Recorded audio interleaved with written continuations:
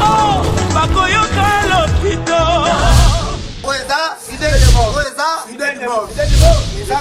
Bana kini bana Congo banulanda groupe na bino chaque jeudi à 22h juste à 22h juste balobi sur BML TV sur BML TV chaque jeudi à 22h donc groupe na bino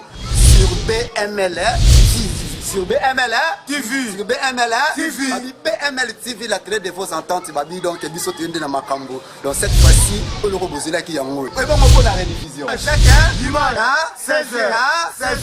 chaque dimanche rediffusion balobi do mutabo amati maté mutabo ngate babi fidèle du move babi ezaka bongo tolia ka bongo bayi nanga ka bongo ba boyo ka bongo mikolo ezaka makambo ba ko ka bongo balobi recrutement ezali bana kini bo banga tatu sala tete bo sala tete tete zawana bana kini loko bande kozela yango fidèle du move et fongoli ba porte so lingo zo biso benga biso sur plus 243 090 74 50 400 abi komela biso na WhatsApp na biso balobi fidèle du move nde makambo babi ba linganga ka bongo ba inanga pe ka bongo donc ba na biso ka bongo biso ka bongo babi fidèle du move za ka bongo ba boya yo ka bongo ino ka bongo ba seko ka bongo